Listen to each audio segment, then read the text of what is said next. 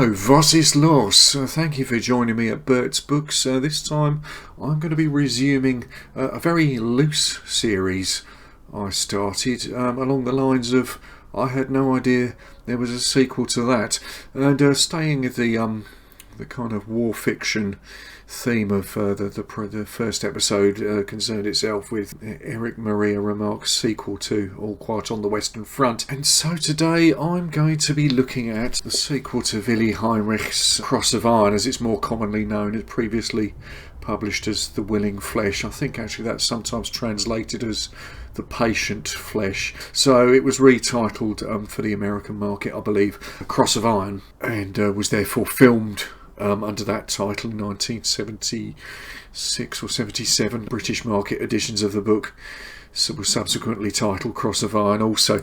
But not everybody realises there's a sequel both to the book and to the film. Now, the original film, which is commonly regarded, I think, as Sam Peckinpah's last great work, in the light of day it does have a few rough edges, I suppose, but it tends to be viewed as one of the more convincing Second World War films ever made. Kind of go along with that opinion, really. There's some decent ones have been made in more recent years, generally with the involvement of German production and German directors. But it wasn't, I don't believe it was a huge box office success.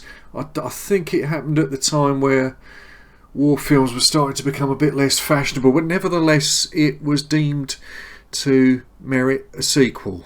Now, it's also worth mentioning that the author of the book, Willi Heinrich, does seem to have his credentials in place as a war author from the German aspect. I think he was a veteran of a Jaeger regiment on the Eastern Front. I think his writing can generally be viewed as having some authenticity to it. The original book and the original film differ in some aspects. Possibly this was partly due to the circumstances under which it was filmed. I think Peckinpah's alcohol intake was getting quite out of hand, and also difficulties with money, which in particular account for the differences in ending. Now, the ending of the book, the villain of the story, Captain Stransky, the last we see of him is almost comedic. He thinks he's done that number on Steiner and his platoon and rubbed them out as if by accident. When he realises he's failed, he kind of just does a run for it.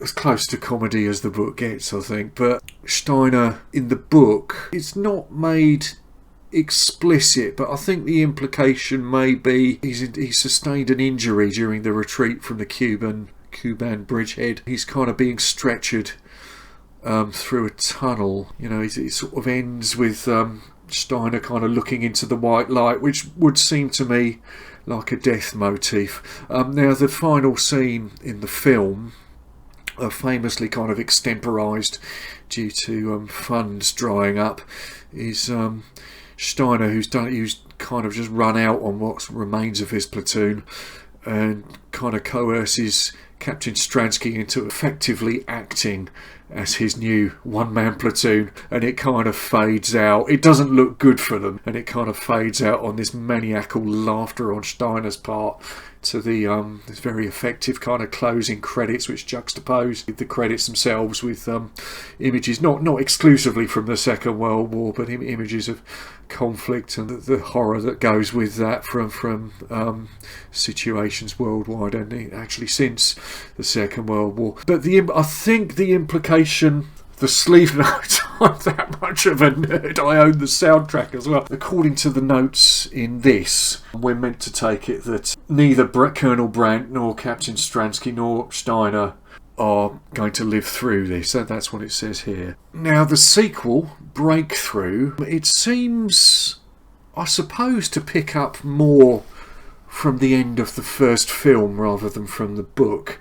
But it obviously acts on the presumption that Steiner and Stransky have lived through this. So it's not really a seamless pick-up at all, because rather than having kind of gone freelance and abandoned what's left of his platoon, which is namely Private Anselm and Kruger, who I think is a corporal, he's abandoned them. But at the start of Breakthrough, he's kind of back with them and continuing retreat from the Cuban bridgehead.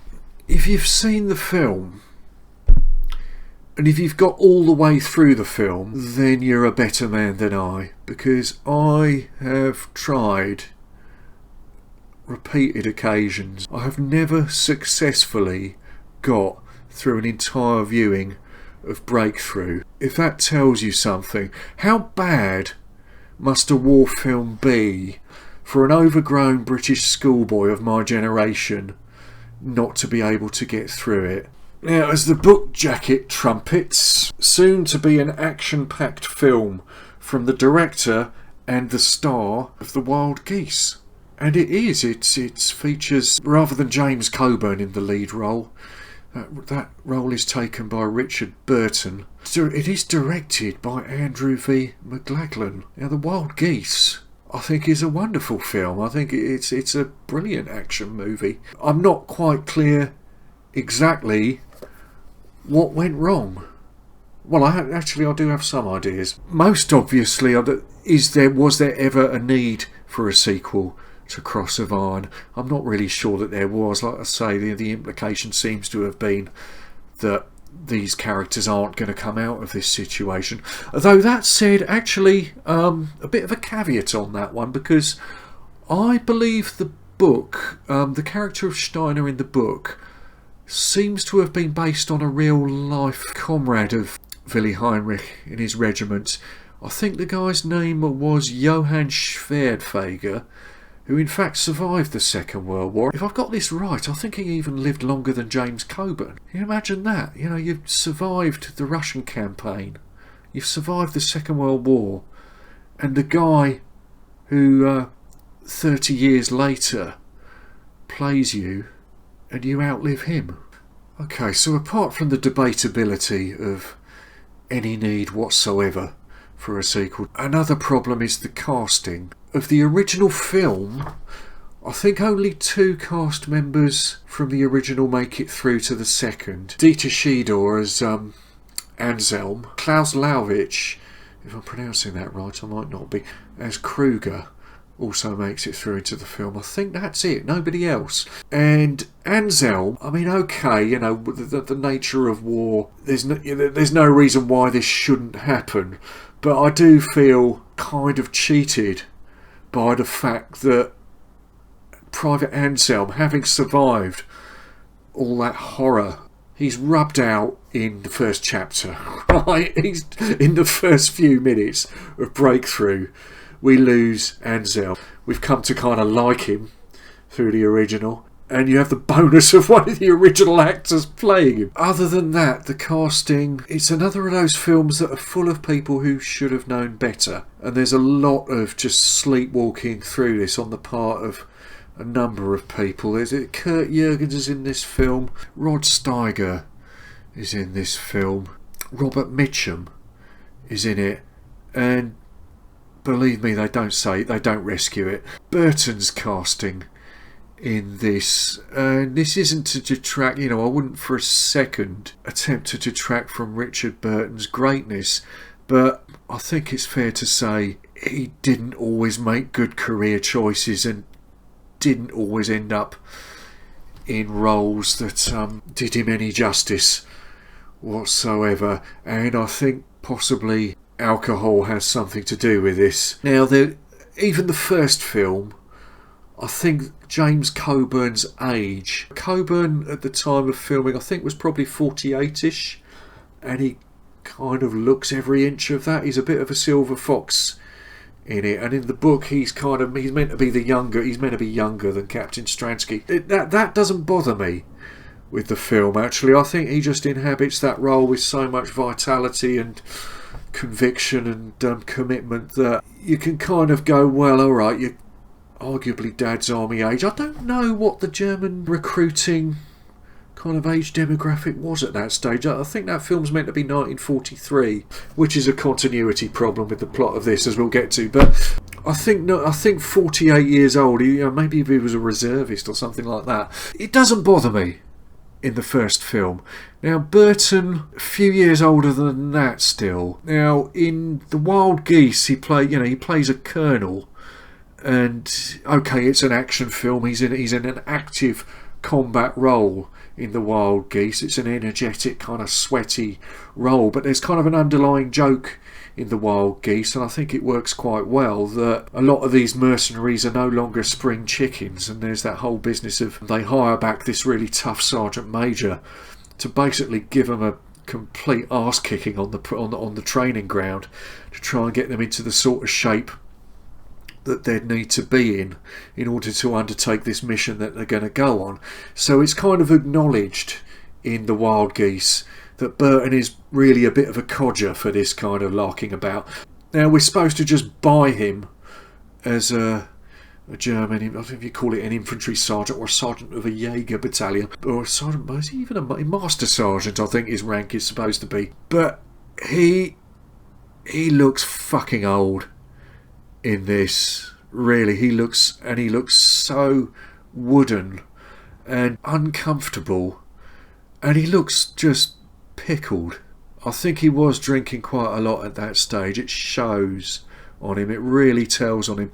And also, I mean, a lot has been said over the years about how flattering the cut of the Wehrmacht uniform tended to be on a man's physique. A lot of the time it sits quite well on an actor. James Coburn, I mean, he should have had his hair trimmed at the sides, but he looks pretty good in that reversible camo jacket over his standard field grey. He scrubbed up pretty well in it. Burton, for some reason, it doesn't work on him. He just looks uncomfortable in that uniform, and it does look as if he's actually wearing a truss. Something about his movements in this.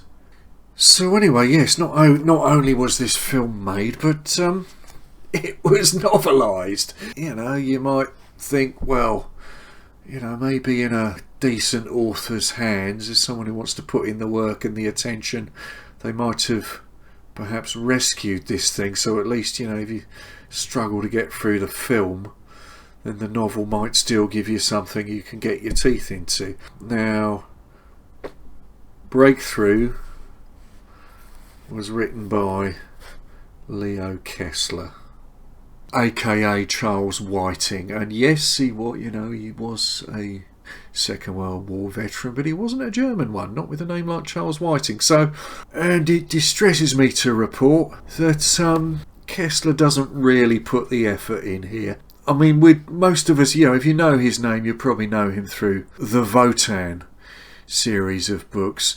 Now, rather than even try to in some way channel the character of Steiner, who is pretty much a dimensional, rounded character. I mean, in the film, you can tell, at least from the film, that he's more well-read and educated than a snob like Stransky might expect of a man from Steiner's comparatively lowly background. Kessler just casts Steiner as the kind of identikit NCO in a Kessler story. He's just, I mean, he's no different from fucking Schultz in the Wotan books. He's just a big, brash, loud, non-dimensional,